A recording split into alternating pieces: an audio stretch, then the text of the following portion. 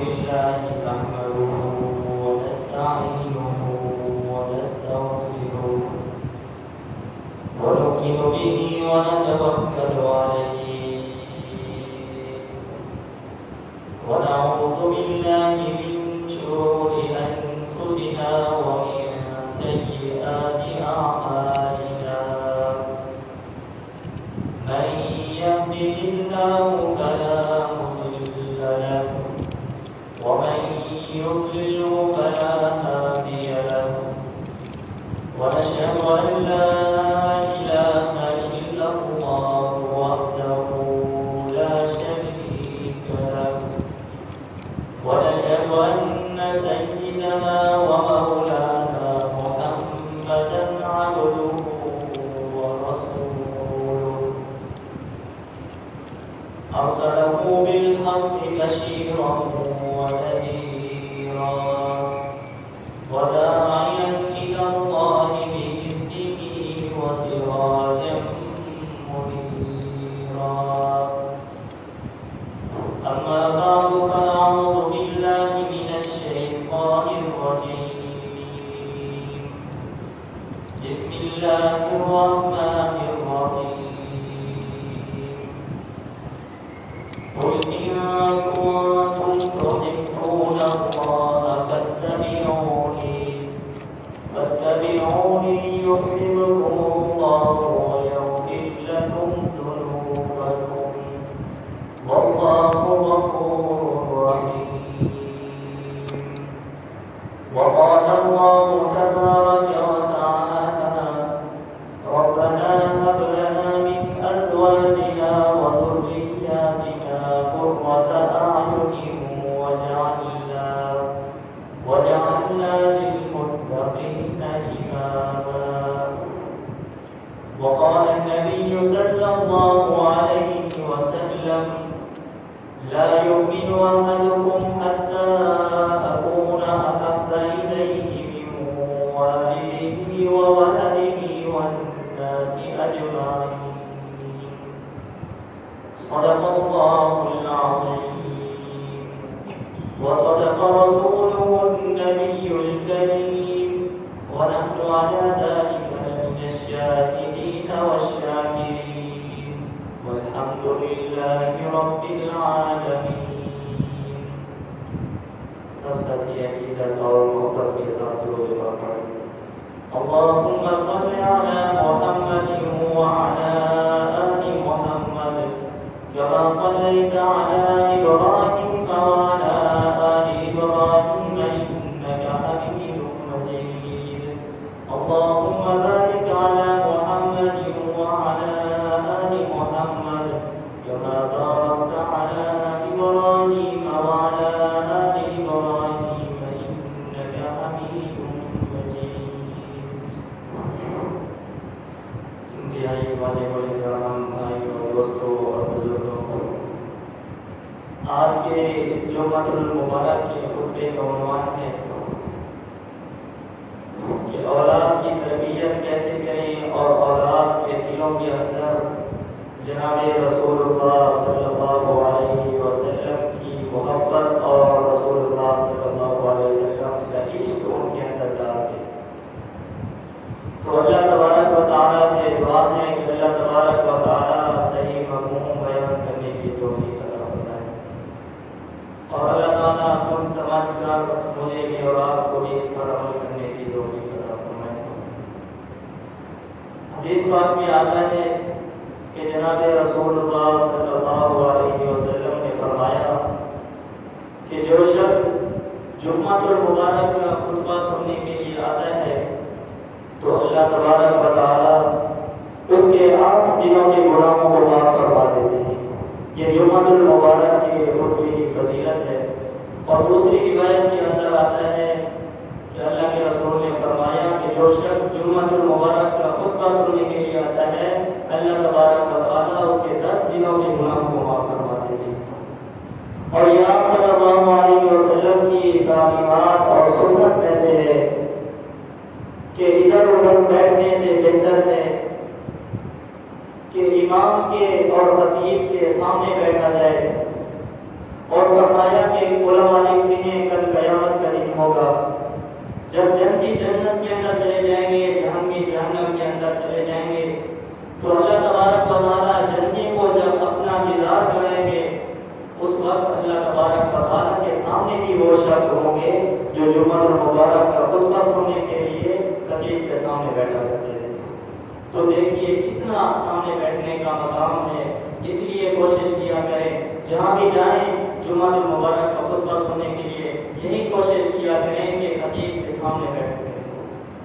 تو اس کا مقام کتنا ہے؟ تو میں عرض کر رہا تھا کہ آج کا میرا جو عنوان ہے جمعہ المبارک کے خطبے کا وہ یہ ہے کہ اولاد کی تربیت۔ جب اولاد نیک ہوتی ہے تو والدین کی تعریف ہوتی ہے، اگر اولاد بری ہو تو والدین کی بدنامی ہوتی ہے۔ جیسے ایک شخص بوڑھا شخص تھا، وہ گلی کے اندر سے گزر رہا تھا، تو اس نے دیکھا ایک چھوٹا سا بچہ ہے، اس نے کپڑے نہیں پہنے ہوئے، وہ بوڑھا شخص اس کے پاس سے گزرا تو اس چھوٹے سے بچے نے مٹی اٹھا کے اس بوڑھے شخص پر پھینک دی۔ جب اس پر پٹی گئی تو اس شخص نے گالی دی، کہا لعنت ہو تجھ پر اور تیرے جمنے والی پر۔ پھر دوسری گلی کے اندر یہ شخص گیا، دوسری گلی کے اندر ایک خوبصورت بچہ تھا، اس نے اچھا سا لباس پہنا ہوا تھا۔ اس شخص نے جب اس کو دیکھا تو اس کے قریب پہنچا تو اس چھوٹے سے بچے نے اس کو سلام کیا، کہا السلام علیکم، تو اس بوڑھے شخص نے کہا وعلیکم السلام، تو اس بوڑھے شخص نے کہا کہ سدا لیتے رہو، اور دعا نے کہا سلام کی وہ تجھ پر اور تیری تربیت کرنے والے پر، یعنی جنہوں نے تیری تربیت کی ہے۔ تو دیکھیں جو پہلا بچہ تھا وہ اپنے کردار اور تربیت کی وجہ سے والدین کے لیے گالی کا سبب بن گیا، اور جو دوسرا شخص تھا، دوسرا بچہ تھا، وہ اپنی تربیت اور اپنے کردار کی وجہ سے والدین کے لیے تعریف کا سبب بن گیا۔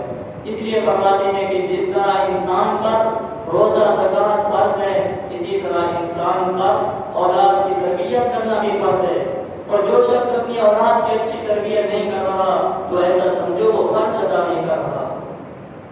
آج کل تو ہر انسان اپنی اولاد کی پرورش کرتا ہے، پرورش کے اندر اور تربیت کے اندر فرق ہے۔ پرورش یہ ہے کہ انسان اپنی اولاد کو اچھا کھلائے، اچھا پلائے اور اس ان کو اچھی رہائش دے، یہ پرورش ہے۔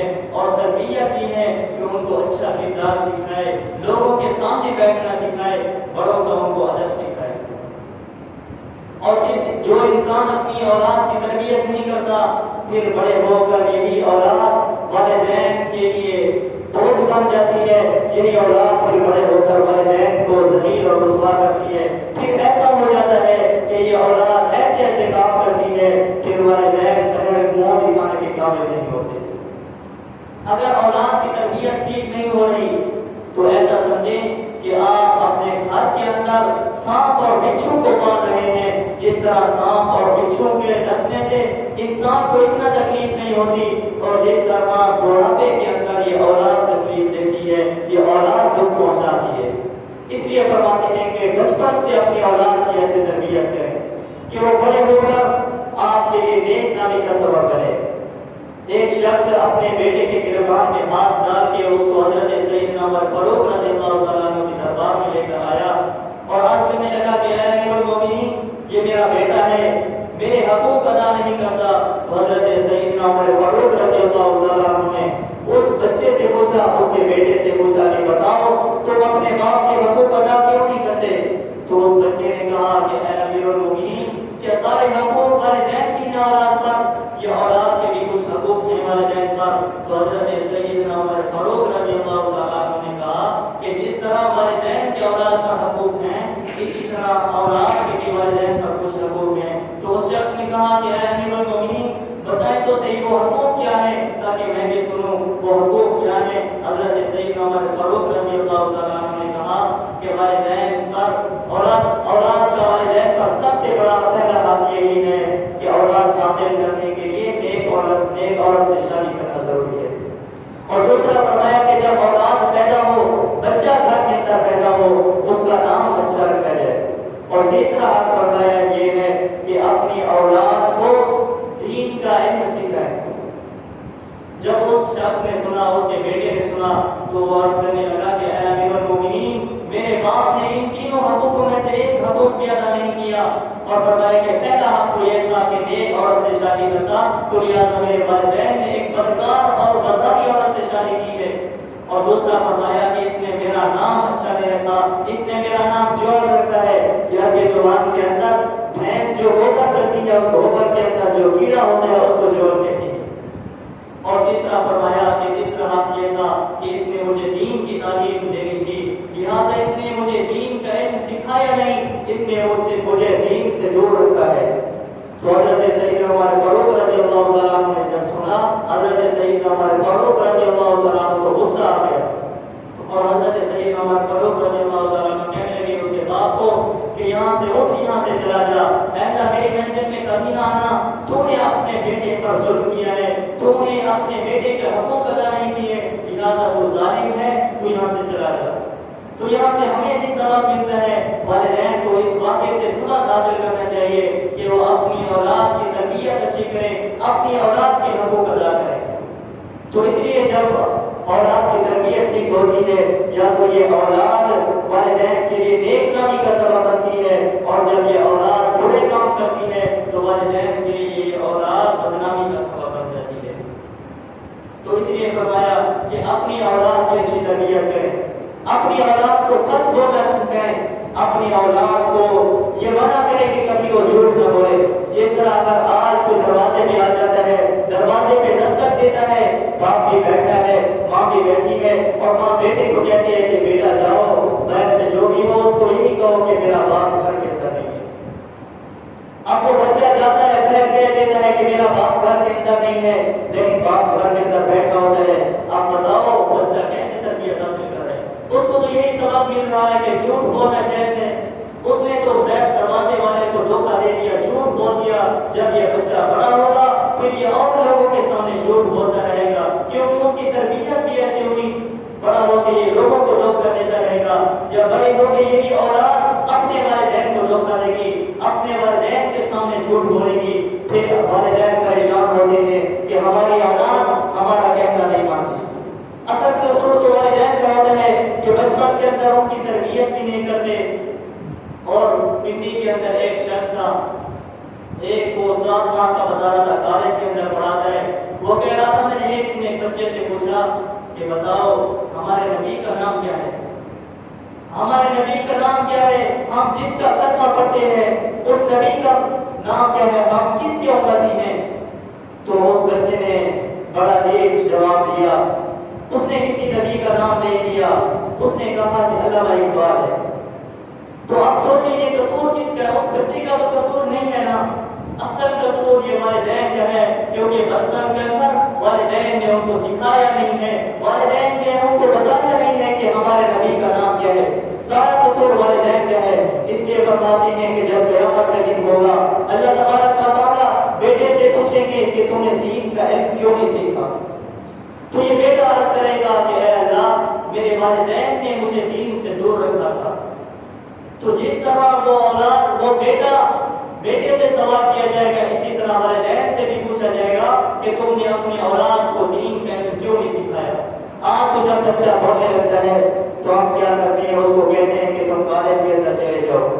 کبھی ہم نے تو یہ نہیں کہا کہ تم مدارس کے اندر چلے جاؤ۔ جب یہ بچہ مدارس کے اندر آئے گا یہاں پر پڑھتا رہے گا، پھر تمہارے جانے کے بعد یہی بچہ پیچھے لوگوں کے دعائیں کرے گا۔ اور اس لیے کہتے ہیں کہ اپنی اولاد کو کم سے کم اتنا تو علم سکھاؤ، اتنا تو دین سکھاؤ کہ اس کو حلال اور حرام کا پتہ چل جائے، اتنا تو اس کو پتا ہو کہ جنازہ کیسے پڑھنا ہے، جنازہ کیسے پڑھانا ہے۔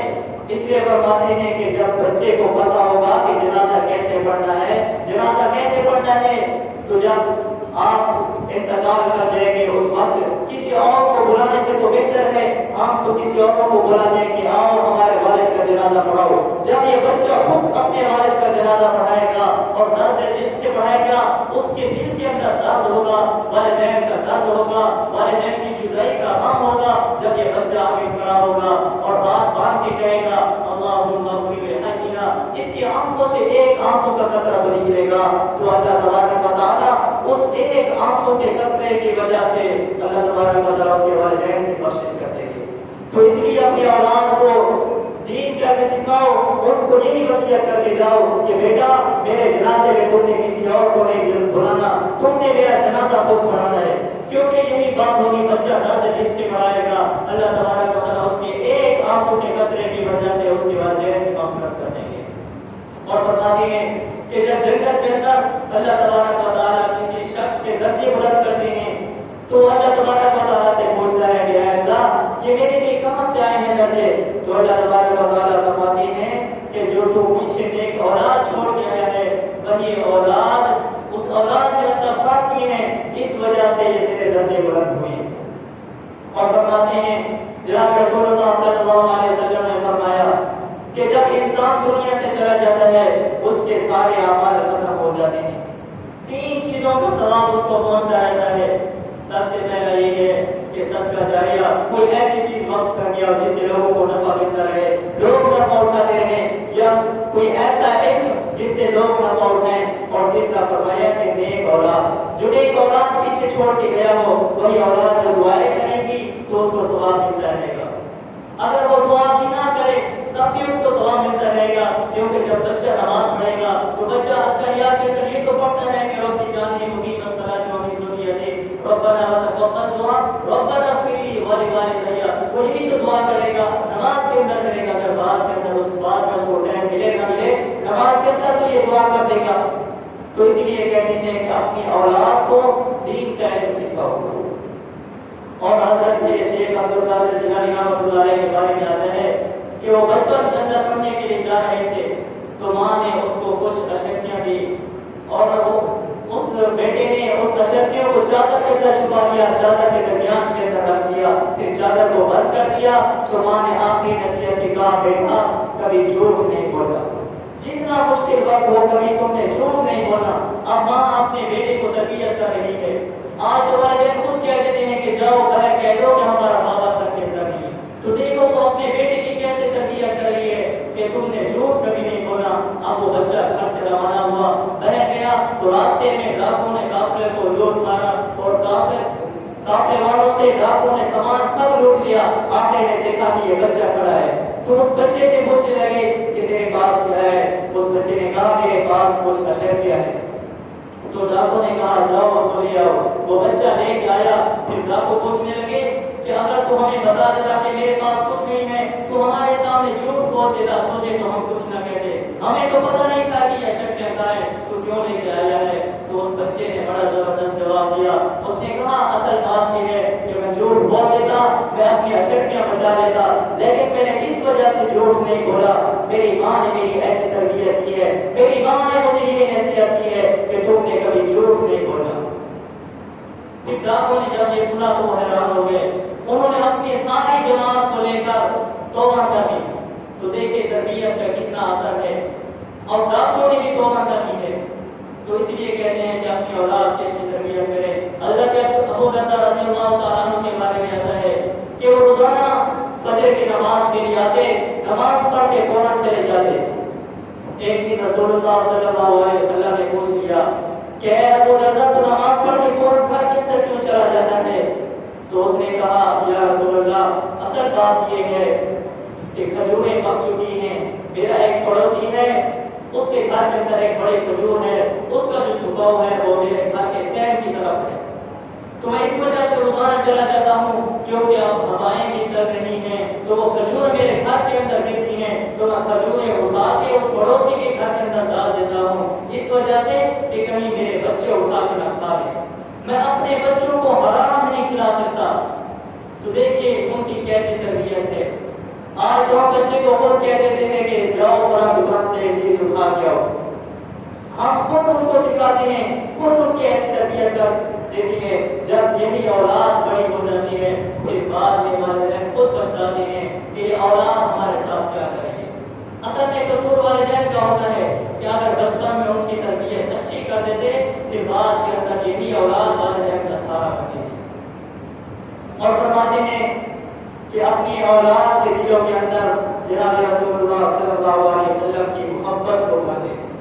آپ دیکھیں صحابیات وہ اپنے بچوں کی کیسی تربیت کرتی، سنت تو دور کی بات ہے، وہ اپنی اولاد کو رسول اللہ صلی اللہ علیہ وسلم کی عزت اور عظمت کی خاطر نہ مٹنا سکھاتی تھی، وسلم کی عزت کی خاطر ناموس کی خاطر کٹ جانا ہے، پیچھے نہیں ہٹنا۔ وہ اپنی اولاد کو یہی تربیت کرتی تھی۔ حضرت حبیب بن زید رضی اللہ تعالیٰ عنہ کے بارے میں آتا ہے کہ ایک دن اس کو مسلمہ قذاب نے گرفتار کر لیا اور اس کو کہا کہ مجھے تم نبی مانتے ہو؟ تو حضرت حبیب بن زید نے کہا میں تجھے نبی کیسے مان سکتا ہوں، تو جھوٹا ہے، میں تجھے نبی نہیں مانتا۔ اس نے کہا میں تیرا ہاتھ کاٹ دوں گا۔ اس نے کہا کاٹ دو میرا ہاتھ، لیکن میں تجھے نبی نہیں مانوں گا۔ تو اس نے ایک دایاں ہاتھ کاٹا، پھر بایاں ہاتھ کاٹا، پھر بازو دونوں کاٹ دیے۔ اس نے کہا آپ مجھے نبی مانتا ہے؟ کہا میں تجھے نبی نہیں مانتا۔ پھر اس نے اس کا ایک کان کاٹا، اسی طرح پھر دوسرا بھی کان کاٹ دیا۔ اس کو کہا آپ مجھے مان لے ورنہ تیری چمڑی ادھیڑ دوں گا۔ اس نے کہا چمڑی اگر ادھیڑنی ہے تو ادھیڑ دو، میں تجھے نبی نہیں مانوں گا۔ تو اس نے اس کی چمڑی پھیر دی، اس کو تپتی ہوئی ریت پہ لٹا دیا۔ اس نے تڑپتے تڑپتے اپنی جان دے دی۔ جب اس کی والدہ کو پتا چلا کہ تیرے بیٹے کے ساتھ ایسا ظلم ہوا ہے، تیرے بیٹے کے ساتھ مسلمہ قذاب نے ایسا ظلم کیا ہے، اس نے اب تڑپتے تڑپتے اپنی جان دے دی ہے، تو اس کی ماں نے ٹھنڈا سانس نکالا۔ خدا کی قسم مائیں ایسی ہونی چاہیے۔ اس کے بیٹے پر اتنا ظلم بھی ہو چکا ہے، لیکن پھر بھی اس نے ٹھنڈا سانس نکالا اور کہا الحمدللہ میں نے اپنے بیٹے کو کسی دن کے لیے بھی دودھ پلایا تھا کہ وہ رسول اللہ صلی اللہ علیہ وسلم کی عزت کی خاطر، رسول اللہ صلی اللہ علیہ وسلم کی ناموس کی خاطر کٹ جائے۔ اس نے کوئی افسوس نہیں کیا، اس نے تو خوشی کا اظہار کیا کہ رسول اللہ صلی اللہ علیہ وسلم کی عزت کی خاطر کٹ گیا ہے۔ اور ایک موقع پر جناب رسول اللہ صلی اللہ علیہ وسلم نے اعلان کیا کہ جہاد کے لیے تیار ہو جاؤ اور مال بھی جمع کراؤ۔ صحابہ کرام اپنا مال لے کر آ رہے ہیں، تو ایک عورت تھی، اس نے اپنی گود کے اندر دودھ پیتے بچے کو لے کر آئی، جناب رسول اللہ صلی اللہ علیہ وسلم کی خدمت کے اندر حاضر ہوئی اور آ کے عرض کرنے لگی یا رسول اللہ میرے اس بچے کو آپ لے لیں، میرے اس بچے کو قبول کر لیں۔ تو جناب رسول اللہ صلی اللہ علیہ وسلم نے فرمایا کہ اس بچے کو میں کیا کروں گا؟ تو وہ عورت کہنے لگی یا رسول اللہ میرے گھر کے اندر کچھ مال نہیں تھا، میرے گھر کے اندر اور کوئی آدمی نہیں تھا جو میں پیش کرتی، اس بچے کو آپ لے جائیں، اس بچے کو قبول کریں، اس بچے کو جہاد کے اندر لے جائیں۔ تو رسول اللہ صلی اللہ علیہ وسلم نے فرمایا کہ یہ تو چھوٹا سا بچہ ہے، یہ تو ابھی دودھ پی رہا ہے، یہ تو تلوار نہیں چلا سکتا، یہ تو لڑ نہیں سکتا، یہ تو اپنے سہارے سے اٹھ نہیں سکتا، میں اس کو کیسے جہاد کے اندر لے جاؤں؟ تو اس عورت نے کہا یا رسول اللہ یہ بات نہیں ہے، اصل بات یہ ہے کہ جب آپ جہاد کے اندر جائیں گے تو کافر لوگ آپ کی طرف تیر پھینکیں گے، جب آپ کی طرف تیر آئے تو میرے اس چھوٹے سے بچے کو اپنے سامنے اپنی ڈھال بنا دینا، میرے اس چھوٹے بچے کو تیر لگتے رہیں، یا رسول اللہ آپ کو تو کوئی تکلیف پہنچے مجھ سے وہ برداشت نہیں۔ تو دیکھیے وہ اپنی جان اور اپنا مال سب کچھ حضور کی عزت کی خاطر، حضور کی ناموس کی خاطر قربان کرنے کے لیے تیار تھی۔ وہ تو اپنے بچوں کی ایسی تربیت کر رہی تھی کہ حضور کی عزت کی خاطر تم نے کٹ جانا ہے، حضور کی ناموس کی خاطر تم نے مٹ جانا ہے۔ جب جناب رسول اللہ صلی اللہ علیہ وسلم ایک جنگ کے اندر تھے، وہاں پر زیاد ایک سکن تھا، یہ صحابی رسول کے، تو ایک مرتبہ رسول اللہ صلی اللہ علیہ وسلم نے اعلان کیا کہ ہم لڑائی میں جو جا رہے ہیں وہاں پر کافر لوگ میرے گھرنے کی طرف تیر پھینکیں گے، وہ تیروں کی برسات کریں گے، تم میں سے کون ہے جو میرے گھرنے کی حفاظت کرے؟ یہ زیاد بن سکن قطرے سے آتی ہیں اور آ کر عرض کرنے لگی یا رسول اللہ میں آپ کی حفاظت کروں گا۔ حضور نے فرمایا بیٹھ جا، پھر دوسری مرتبہ کہا، پھر حضور نے کہا بیٹھ جا، پھر تیسری مرتبہ، اسی طرح چوتھی مرتبہ کہا، تو حضرت زیاد بن سکن ان سے خاموش نہ رہ سکے، وہ عرض کرنے لگے یا رسول اللہ میں آپ کی حفاظت کروں گا، خون کے آخری قطرے تک میں آپ کی عزت اور آپ کے ناموس کی، آپ کے خیمے کی میں حفاظت کرتا رہوں گا۔ تو جناب رسول اللہ صلی اللہ علیہ وسلم نے کہا ٹھیک ہے۔ وہ زیاد بن سکن خیمے کے باہر کھڑے ہو گئے، جب کافروں نے تیر پھینکے تو ایک روایت کے اندر آتا ہے کہ ان کو 70 تیر لگے اور وہ اپنا منہ بند کر کے کھڑے ہیں۔ صحابہ کرام قریب گئے اور آ کے عرض کرنے لگے کہ تم خاموش کیوں ہو، تم آواز کیوں نہیں نکالتے، تم آنکھ کیوں نہیں کرتے؟ تو اس نے کہا اصل بات یہ ہے کہ خیمے کے اندر جناب رسول اللہ صلی اللہ علیہ وسلم آرام کر رہے ہیں، کہیں میری آنکھ کی وجہ سے ان کے آرام کے اندر فرق آ جائے۔ اتنا ان کو حضور کے ساتھ عشق تھا۔ پھر جب پھر دوبارہ تیروں کی برسات شروع ہوئی، پھر ان کو اور تیر لگے، اس کی حالت میں وہ نیچے گرے تو ان کی آواز نیچے گرنے کی جناب رسول اللہ صلی اللہ علیہ وسلم کے کانوں کے اندر پڑی۔ حضور اٹھے کھڑے رہے اور دیکھا کہ حضور کا وفادار جانثار صحابی نیچے گرے ہوئے۔ حضور نے خیمے کی طرف دیکھا، خیمے کو کوئی تیر نہیں لگا ہوا۔ حضور نے کہا کہ اے سیاد بن سکن، تم نے تو اپنا وعدہ پورا کر دیا ہے۔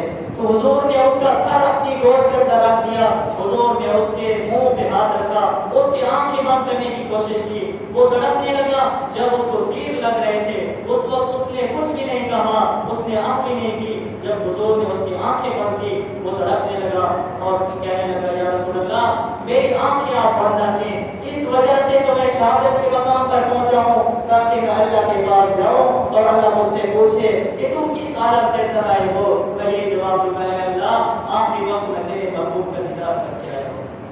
ان کو اتنا تھی جناب رسول اللہ صلی اللہ علیہ وسلم کے ساتھ محبت۔ تو آج ہم دیکھیں کہ جناب رسول اللہ صلی اللہ علیہ وسلم کی ناموس پر اور عزت پر کتنا انگلیاں اٹھائی جا رہی ہیں۔ جناب رسول اللہ صلی اللہ علیہ وسلم کی گستاخیاں ہو رہی ہیں، توہین ہو رہی ہے اور ہم آرام سے سو رہے ہیں، ہم سکون سے سو رہے ہیں۔ خدا کی قسم اگر قیامت کے دن رسول اللہ نے پوچھ لیا ہم کیا جواب دیں گے؟ اس وقت رسول اللہ کو کیا جواب دیں گے؟ رسول اللہ نے پوچھ لیا کہ میری عزت کی باتیں، میری ناموس کی باتیں تم تو نہیں لکھ رہے تھے، آج اگر کوئی کسی لیڈر کی توہین کرے تو ساری حکومت حرکت کے اندر آ جاتی ہے کہ اس کی توہین کیوں ہوئی ہے۔ تو جس کے لیے رب کائنات نے ساری کائنات کو بنایا اس کے لیے اس کی کتنے توہینیں ہو رہی ہیں، ہم کیوں نہیں ہوتے؟ ہمارے دل کے اندر یہ غم پیدا، یہ درد پیدا کیوں نہیں ہوتا؟ ہم اتنا تو کر سکتے ہیں، ہم نے تو خود حضور کو غم پہنچایا ہے، دکھ پہنچایا ہے، ہم نے حضور کی سیرت کو چھوڑ دیا ہے۔ حضور نے فرمایا کہ تم اپنی مونچھوں کو کٹانا اور داڑھی کو بڑھانا، تو آج ہم کیا کریں؟ ہم الٹا چل رہے ہیں، ہم نے تو اپنی مونچھوں کو بڑھا دیا ہے لیکن داڑھی کو کٹا دیا ہے۔ سوچو تو صحیح کل قیامت کے دن ہم حضور کے سامنے کس منہ سے جائیں گے؟ جب حضور حوض کوثر پہ پانی پلا رہے ہوں گے، وہاں پر جب حضور دیکھیں گے کوئی بغیر داڑھی والا آ گیا، حضور وہاں اس سے اپنا چہرہ پھیر لیں گے، ہم وہاں پر کیا جواب دیں گے؟ تو اسی لیے آج ہم نے حضور کی سنت کو چھوڑ دیا ہے، رسول اللہ صلی اللہ علیہ وسلم کے طریقوں کو چھوڑ دیا ہے، اس لیے آج ان کافروں کو موقع مل گیا ہے، انہوں نے ہمارا ایمان جھنجھوڑنے کے لیے اور ہمیں غیرت دلانے کے لیے وہ ہمارا ایمان چیک کر رہے ہیں اور جو یہ بھی چیک کر رہے ہیں کہ ان کے اندر جناب رسول اللہ صلی اللہ علیہ وسلم کی کتنا محبت ہے، وہ اس لیے گستاخی کر رہے ہیں۔ اصل کمزوری ہماری ہے کہ ہم نے سب سے پہلے ہم نے حضور کے طریقوں کو چھوڑا ہے۔ تو آج بھی ہم ایسا کام کیوں نہ کریں کہ جس کی وجہ سے ان ظالموں کو پتہ چل جائے کہ حضور کے عاشق زندہ ہیں، جو حضور سے محبت کرتے ہیں وہ ابھی تک زندہ ہیں۔ وہ پتہ کب چلے گا جب ہم اپنے اوپر داڑھی رکھیں گے اور لباس بھی سنت کے طریقے پر پہنیں گے، اس وقت ان کو پتہ چلے گا کہ واقعی جو حضور کے عاشق ہیں، حضور کے دیوانے ہیں۔ حضرت معاذ کے بارے میں آتا ہے کہ حضرت معاذ کے غم کی زمین پر گئے، وہاں پر جب پہنچے تو اس زمین پر اپنی سواری سے نہیں اتر رہے تھے۔ صحابہ کرام عرض کرنے لگے کہ اے معاذ آپ اس زمین پر کیوں نہیں اترتے؟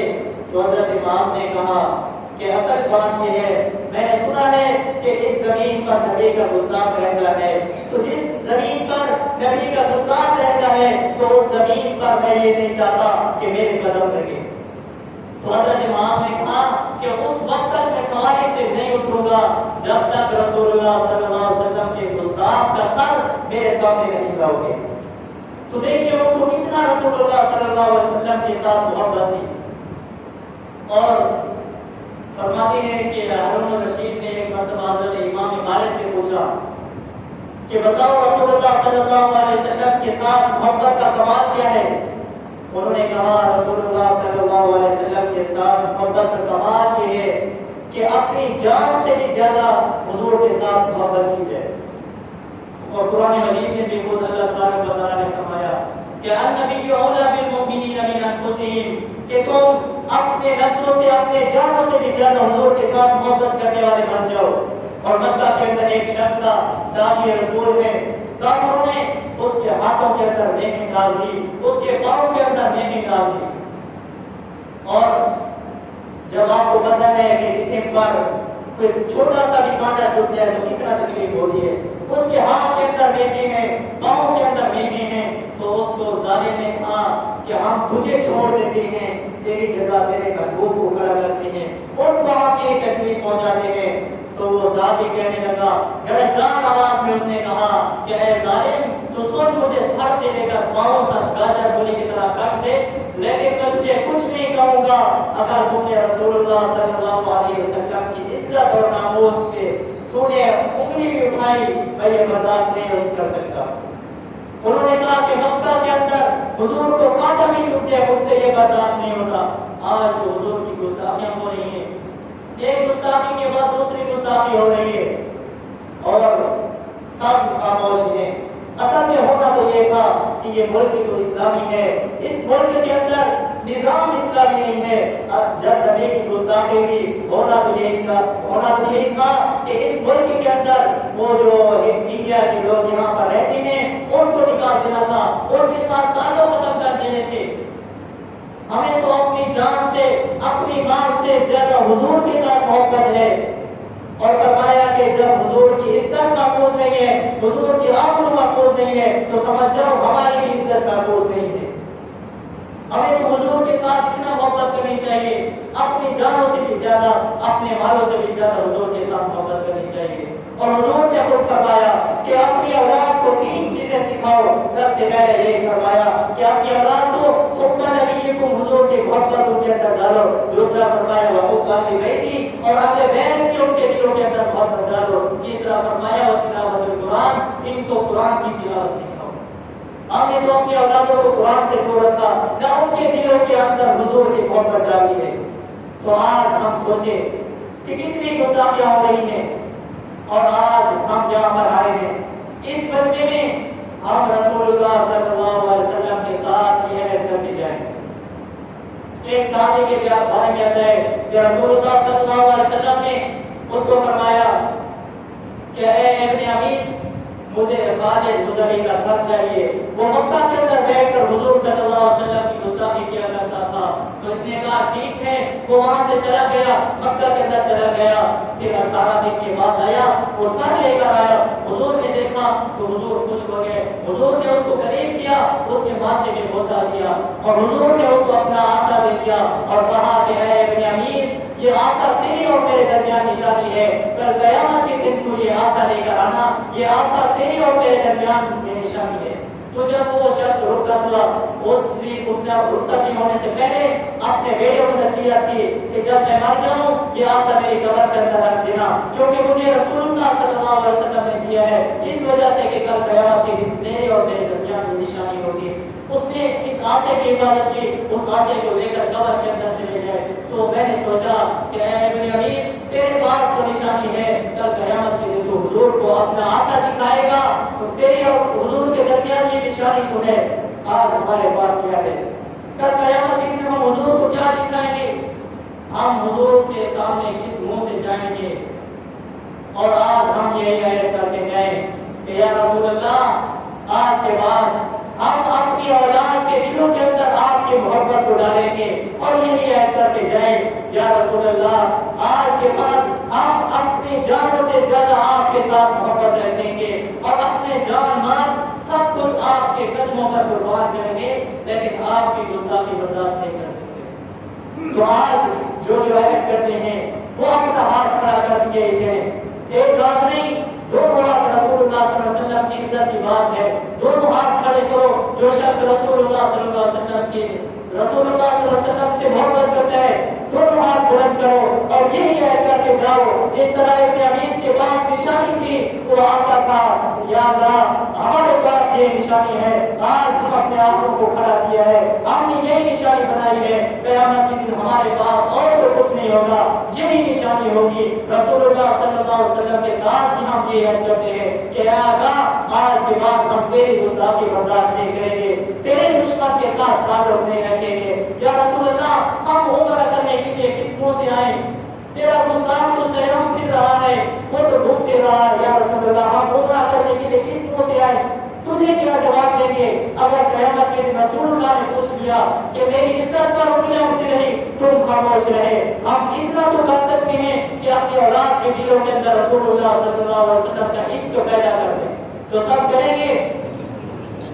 ذرا بلند آواز سے کہو نا، یہ شام کو جو خریدتے جائیں وہ رب کے پاس سے بھی جا کے کہیں کہ اے اللہ یہ لوگ وعدہ کر رہے تھے، خان جناب یہ لوگ وعدہ کر رہے تھے، یہی وعدہ کر رہے تھے کہ ہم اپنی اولادوں کے اندر رسول، ان کے دلوں کے اندر رسول اللہ صلی اللہ علیہ وسلم کا عشق پیدا کریں گے، تو سب کرو گے انشاءاللہ؟ اللہ تعالیٰ سے دعا ہے اللہ تعالیٰ مجھے بھی اور آپ کو بھی رسول اللہ صلی اللہ علیہ وسلم کا سچا عشق اور سچی محبت کرنے کی توفیق عطا فرمائے۔